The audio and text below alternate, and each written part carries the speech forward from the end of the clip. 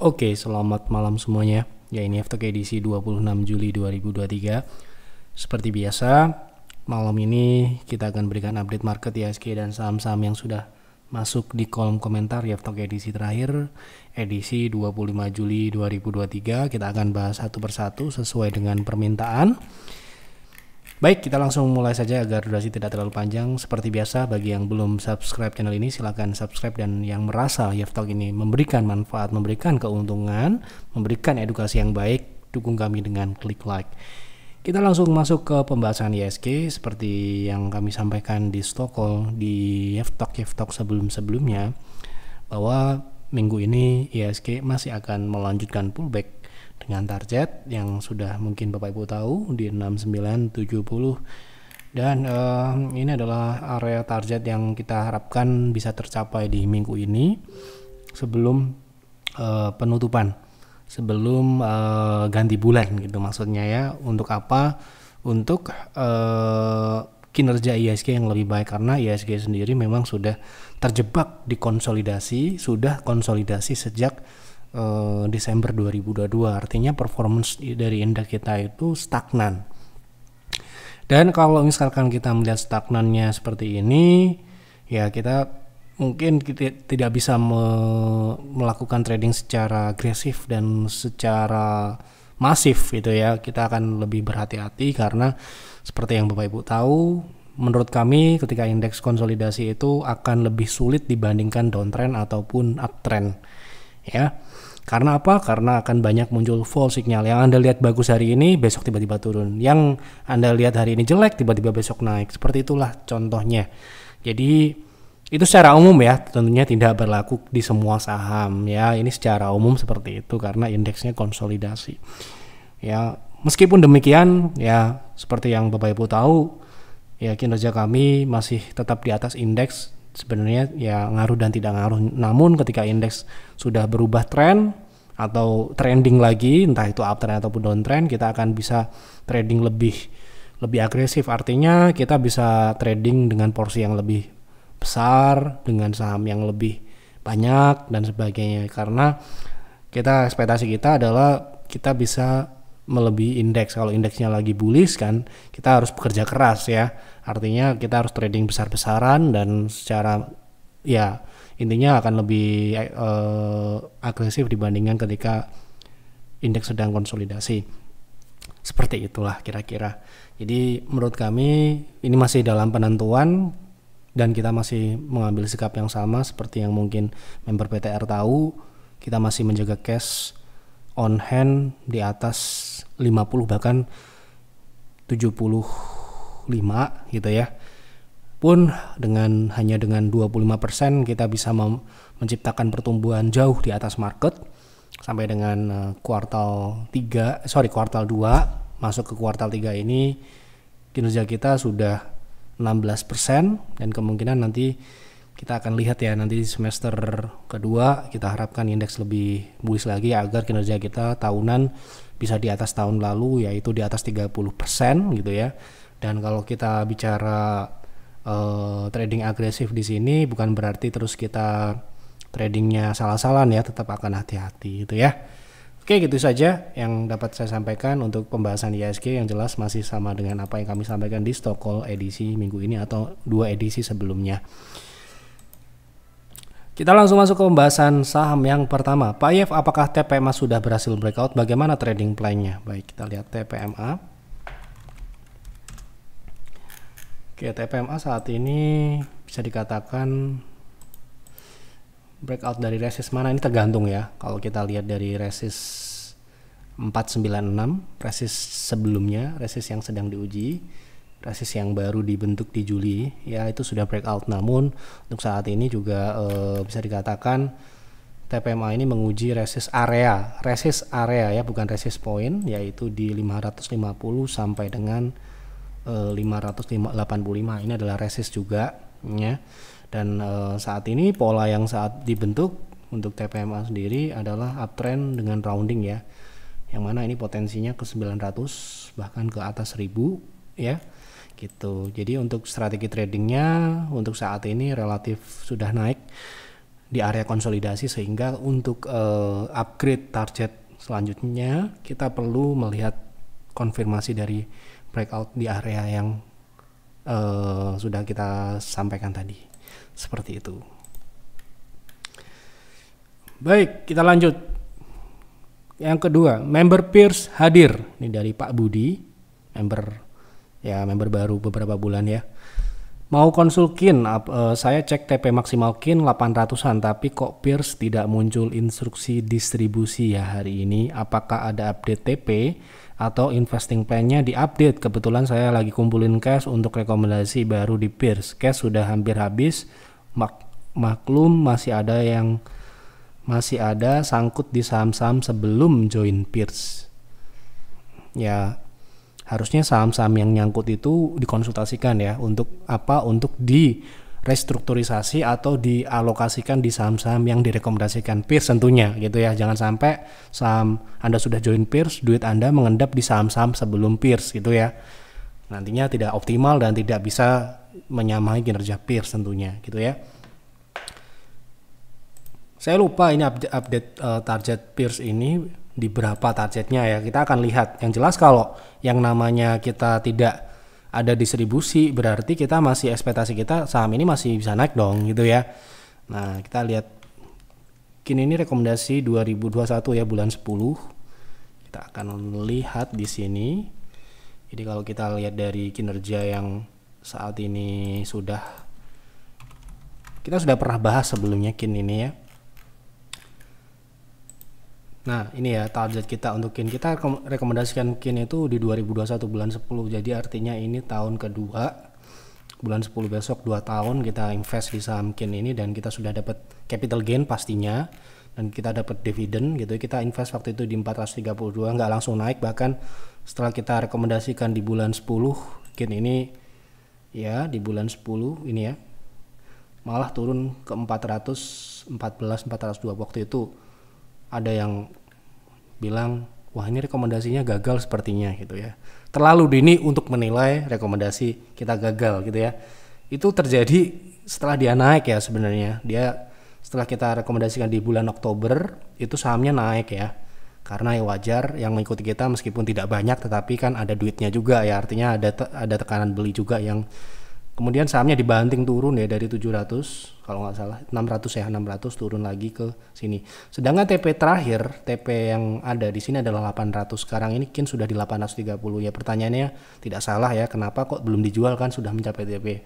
Jadi begini ya, ketika kita belum ada instruksi sell ya di channel, berarti advisor peers yang menghandle peers masih melihat saham KIN atau saham yang lain yang sebenarnya sudah mencapai TP maksimalnya, karena ini saham ini sudah naik berapa persen ya, dari 400 ke sini itu hampir 100%, sempat 100% kalau tidak salah di tahun lalu 2022 September itu sudah sempat 100%, namun saham ini jatuh lagi karena kita juga sudah jualan sebenarnya, cuman masih ada yang kita tahan sampai dengan saat ini, karena kami yakin saham ini bisa naik sangat jauh karena pertumbuhannya seperti yang Anda lihat. Anda bisa cek masing-masing ya, pertumbuhannya sampai dengan saat ini masih berlanjut, bahkan di bottom line-nya sampai dengan 60%, di atas 44% gitu ya, dan ini pertumbuhan yang berkelanjutan. Artinya dengan seperti ini harga sahamnya harusnya mengikuti pertumbuhan ini secara jangka panjang ya. Jadi mungkin nanti akhir pekan biasanya awal stock picks atau update dan sebagainya itu biasanya di hari Minggu, hari Sabtu gitu ya, akan disampaikan untuk memberitahukan bagaimana plan seminggu ke depan gitu ya. Biasanya rekomendasi itu hari Minggu gitu ya, bersama dengan stock call ya untuk stock picks, tapi tidak selalu. Biasanya juga update ataupun stock picks. Yang jelas kalau Anda mengikuti peers, kalau belum ada instruksi sell ataupun distribusi, berarti kita masih menganggap saham ini masih berpotensi naik lebih jauh. Dan artinya ya kita masih akan hold. Nah, kalau Anda mau jualan itu terserah, bebas-bebas aja. Anda mau take profit atau cut profit atau menjual untuk ada yang lebih urgent, ada saham yang lain yang menurut Anda lebih baik, silahkan dijual. Tidak ada yang melarang gitu ya. Yang jelas kalau Anda punya posisi sebelum peers, ada baiknya Anda konsultasikan ke advisor untuk apa? Untuk merealokasikan, karena saat ini saham-saham yang kita rekomendasikan bukannya mau menyombongkan diri ya, tidak hanya saham di PTR ya. Sekarang ini rekomendasi peer ataupun peers tidak butuh waktu lama untuk berkinerja atau menghasilkan gitu ya. Nah itulah kenapa ya portofolio kebanyakan yang mau mengikuti ya yang jelek menjadi bagus atau yang bagus makin bagus gitu ya. Gitu. Silahkan dikonsultasikan. Yang jelas kalau kita belum ada instruksi sell artinya kita masih menganggap saham ini memungkinkan untuk naik lebih jauh lagi. Karena terakhir dia membentuk peak di 900 ya, paling tidak dia harusnya bisa di atas itu ya, bisa di angka 1000 bahkan untuk KIN ya. Seperti itu. Nah ini KIN juga ya, Pak Yef kemarin jual Wood dan RMKE. Terus beli rekomend Stokol KIN, kira-kira bisa hit TP2 nggak? Saya buy maksimal 15 PV, mohon advice-nya. Ini juga kebetulan ya, kebetulan KIN juga masuk Stokol di edisi minggu ini ya. Ini ya kalau Anda member, Anda bisa klik. Nah ini ya, saham yang kami rekomendasikan saat hari Minggu kemarin Stokol adalah KIN dengan TP 800 ya, kita perbesar. Jadi seperti ini hanya bisa diakses oleh member PTR ya, peer dan peers nggak dapat tentunya, ini karena rekomendasi trading. Jadi jangan tanya, kok saya tidak dapat?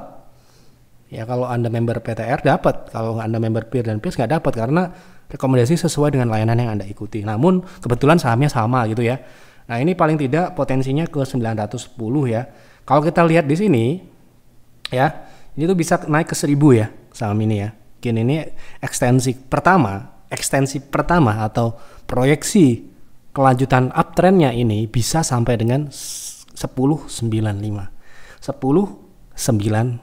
KIN ya, catat dulu ya, ekstensinya setelah 900-an itu adalah 1095, itu namanya target ekstensi ya, seperti itu. Wah ini polanya bagus gak? Ini polanya rounding, jelas ini uptrend, dan roundingnya ini sudah berulang-ulang sebenarnya. Jadi kita apalin aja kalau dia koreksi turun signifikan ya berarti kita waktunya akumulasi. Dia mendekati EMA 60 ya. Ya sedikit-sedikit dia turun di bawah EMA 60, tetapi selama dia dipertahankan dekat-dekat EMA 60 menurut saya itu adalah buying demand yang cukup bagus dan stabil harganya. Nah, itu bagus, tanda-tanda yang kita bisa akumulasi gitu ya. Kemarin juga ada beberapa member yang baru join karena terlambat nggak masuk peers, jadi dapat KIN-nya di harga yang mungkin lebih tinggi dibandingkan yang join peers di tahun 2021 di bulan Oktober gitu ya. Ya wajar ya, Anda terlambat masuk kok maunya harga bagus ya, nggak bisa gitu ya. Gitu. Jadi kalau Anda pengen investasi saham yang paling bagus saat ini ya joinnya sekarang, nanti akan dapat saham apa yang sekarang ini bisa diakumulasi. Jelas ya, bukan KIN gitu ya. Oke. Kalau Anda mau trading KIN juga sudah naik, kebetulan hari ini sudah achieve TP belum ya? Achieve atau belum? Hampir ya, 845 mungkin besok. Semoga ya.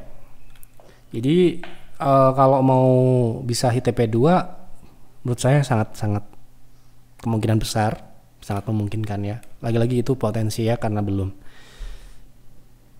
Nah ini KIN lagi. Pak Yef tolong bahas KIN secara teknikal apakah masih menarik jika melihat pergerakan minggu cenderung tidak kemana-mana.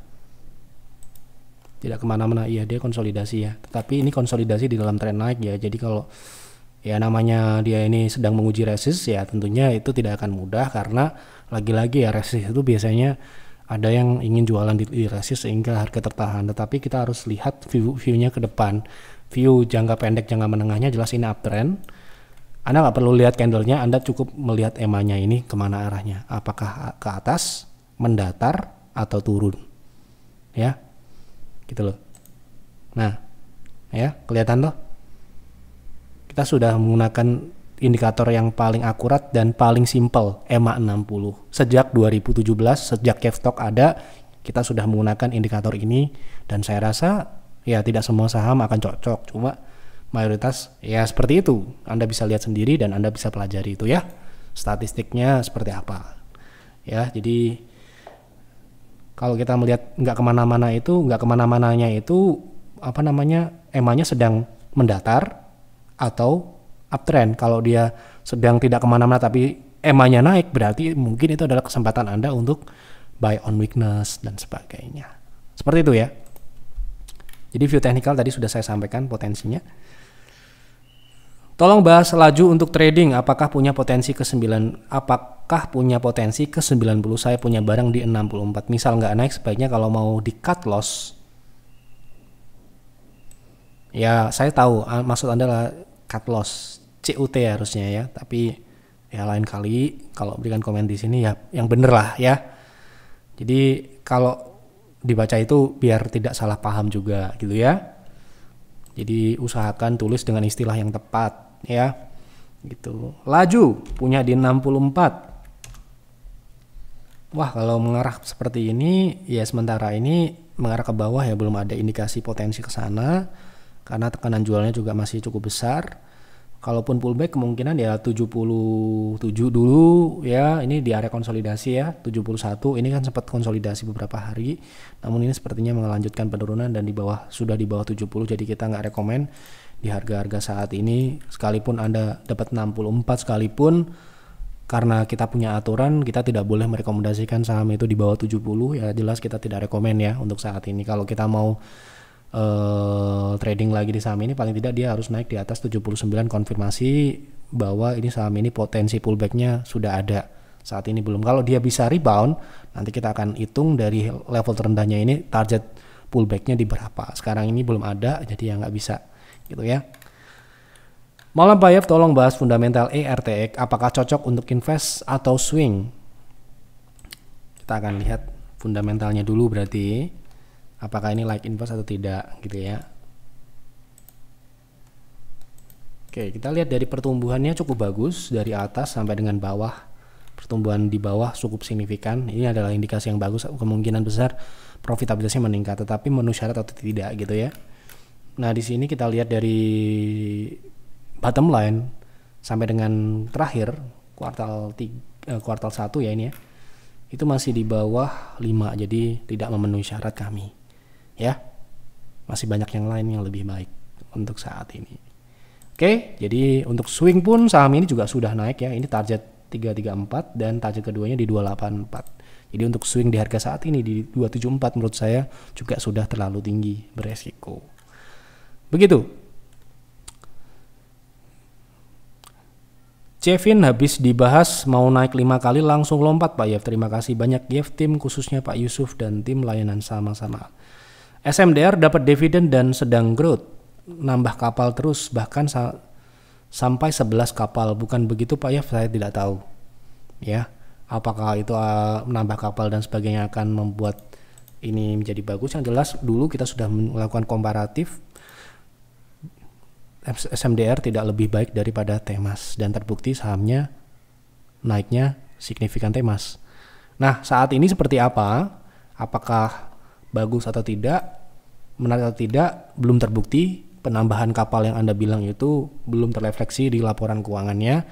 Bahkan di kuartal 1 ini dia turun 11% di atas dan di bawah turun 50%. Coba kita cek Temas apakah juga mengalami penurunan. Kalau penurunan berarti tren yang sama ya.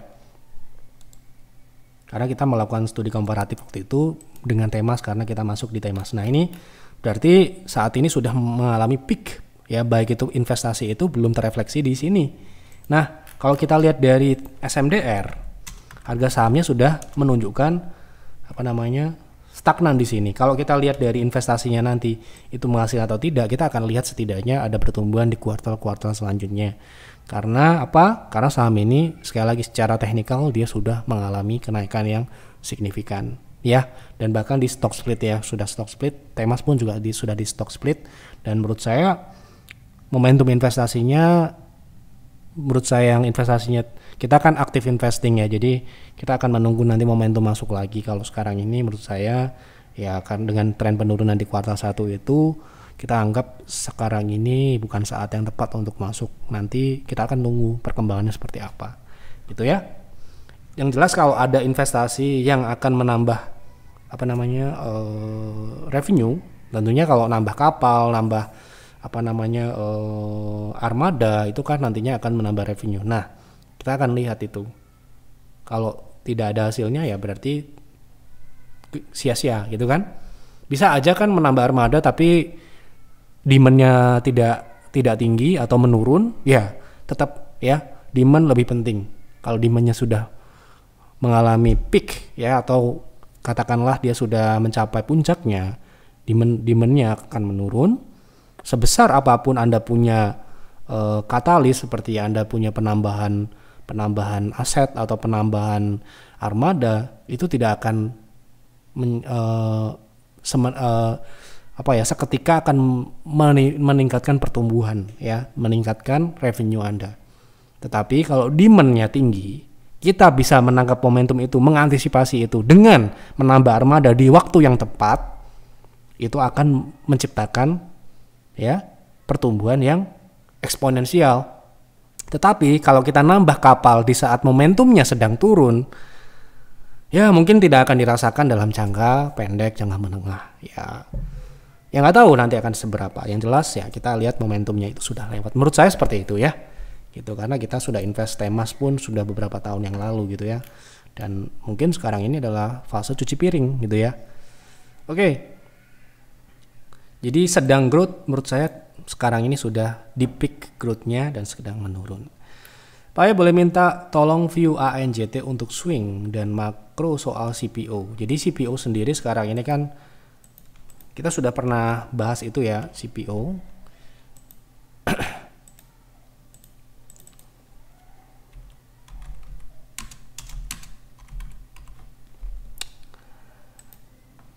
Masih konsolidasi, jadi ini adalah area konsolidasinya. Kalau kita lihat dari konsolidasi ini kan jauh lebih rendah dibandingkan peak di 2022. Artinya apa? Artinya kemungkinan besar kinerja dari emiten CPO tidak akan lebih tinggi daripada 2022. Itu ya, itu dulu ya. Nah, kalau dia bisa breakout secara teknikal, kita bisa memproyeksikan setidaknya dia akan bisa menyamai ini atau jauh lebih tinggi ya. Nah sekarang ini kan belum, dia masih membentuk bottom, atau ini konsolidasi ini belum tentu merupakan reversal. Bisa saja dia istirahat untuk turun lebih jauh gitu ya. Nah dengan terkait adanya mungkin El Nino dan sebagainya itu ya, lagi-lagi ya El Nino seperti apapun, kalau demand-nya lagi-lagi ya, demand-nya juga tidak tinggi, produksinya menurun katakanlah, tetapi lagi-lagi ya hukum ekonomi ya, misalkan supply-nya turun, demand-nya juga turun, ya zero hasilnya gitu ya. Nah seperti apa kalau misalkan produksinya menurun, demand-nya katakanlah tetap, itu good ya gitu ya. Misalkan demand-nya meningkat, produksi menurun, tentunya akan mengerek dari harganya itu ya, hukum ekonomi ya, supply and demand. Nah kalau sekarang ini saya lihat ya di sini-sini aja kan, katanya El Nino bulan 8 bulan 9 gitu ya. Itu nanti akan akibatnya akan produksinya akan terjadi penurunan. Nah kita akan lihat bagaimanakah efeknya ya, kita tunggu aja gitu. Yang jelas saat ini belum terrefleksi dan kemungkinan akan sulit untuk tahun 2022 ini akan setinggi 2000 ya, maybe 2024 2025 ya, mungkin saja ya. Itu kita akan ikuti itu. Yang jelas kita, karena kita active investing, lagi-lagi kita nggak akan sembrono kita masuk ke sini. Bahkan kita kemarin melakukan penjualan dan menukarkan di saham-saham baru ya. Kita invest di saham LSIP, Simpe, kemudian Cisadane. Kita switching salah satunya di saham Klipan, kemudian saham DRMA. Ya itu akan lebih menghasilkan lebih cepat ya. Nah nanti mungkin ya akhir tahun kita akan lihat perkembangannya. Yang jelas kalau komoditas, kita harus melihat tren komoditasnya seperti apa. Kalau tren sekarang ini seperti ini, ya mungkin kita akan menunggu dulu gitu ya. Nah ANJT untuk swing, nah pertanyaannya ini agak nasi rames gitu ya, campur-campur gitu ya. Jadi kalau tanya itu ya invest, trading yang trading gitu ya. Kalau swing ini sudah jalan ya, swingnya sudah jalan, dan menurut saya ini sedang meretest trend line, downtrend line-nya gitu ya. Jadi ya risknya ini Anda lihat di sini, kalau dia balik itu sekitar 10%. Menurut kami ya, Anda tahu PTR nggak boleh loss lebih dari 5% ya, ini nggak masuk risknya ini ya gitu. Saham IKBI saya lihat fundamental bagus, apakah cocok untuk investasi? Ya mungkin bisa coba share bagus itu Anda lihat dari mana gitu ya, supaya kita bisa berdiskusi di sini gitu ya. Bagus dari mananya kan Anda tahu sendiri, bagus itu tidak hanya pertumbuhannya tetapi profitabilitasnya harus bagus juga. Ini pertumbuhannya bagus seperti halnya KBLI dan KBLM ya. Tetapi ini loh bisnisnya sangat tipis sekali. Bisnis yang tipis seperti ini saya nggak akan lihat statistik di NPM-nya, OPM-nya. Kita udah jelas dilihat di sini ya. Ketika terganggu, lihat minus ya. Nah, minus. Sangat mudah untuk minus. Jadi ini sangat riskan dan menurut saya kita lebih cocok trading di saham seperti bisnis seperti ini ya. Kita akan mencari yang hyper growth dan NPM yang tebal, bisnis yang menguntungkannya signifikan sehingga tidak terlalu lemah, gampang keserang turunnya perekonomian dan sebagainya, gitu ya. Tolong bahas PNBN untuk swing, ada posisi di 12.40. Oke, posisi di 12.40 PNBN. Untuk trading swing ya. Profit ya berarti sekarang nih ya. Kalau saat ini menurut saya kalau kita lihat dari PNBN ini dia sejak 2022 November dia tidak pernah naik di atas EMA 60, artinya adalah sinyal bagus. Sinyal bagus. Kita melihat ini mungkin saja dia akan konsolidasi dulu karena ini apa? Mendatar. Ya, ini masih mendatar dan Anda melihat di MACD ya. Di sini juga sudah menyempit seperti ini. Ini indikasi dia ya bisa dikatakan konsolidasi ya. Jadi ini mungkin sinyal bagus untuk jangka menengah, tapi untuk jangka pendek mungkin kita nggak muluk-muluk ya. Di resist konsolidasi yang kita perkirakan di 1310 ini bisa menjadi area TP untuk PNBN. Nah, kalau bisa lebih dari situ itu yang bagus. Jadi sebenarnya kalau kita belum masuk, saya akan lebih cenderung tunggu breakout di atas 1300 baru kita akan masuk. Harga yang lebih mahal tetapi pergerakan yang lebih jauh, gitu ya. Harga yang lebih mahal itu hanya nominal dan itu hanya psikologis ya. Yang jelas kita hanya akan mencari ruangnya, bukan masalah nominalnya, mau itu 2000, mau itu 3000, kalau 5000. Tetapi upside-nya besar, kita akan masuk berapapun harganya, gitu ya. Itu trading seperti itu. Oke, saat ini sudah kita jawab semua. Terima kasih untuk Bapak Ibu yang sudah berkontribusi memberikan ide-ide saham yang menarik. Silakan isi kembali. Apabila Anda ingin melihat banyak pembahasan di F-Talk, silakan isi sepanjang-panjangnya, nggak apa-apa. Berikan penjabaran-penjabaran yang selengkap-lengkapnya agar pembahasannya sesuai dengan apa yang Anda inginkan, gitu ya. Mohon maaf apabila ada kekurangan atau kesalahan dalam menyampaikan F-Talk malam ini. Silahkan analisa lagi, silahkan buat investing plan, silahkan buat trading plan dan jalankan itu ya. Selamat malam dan selamat beristirahat.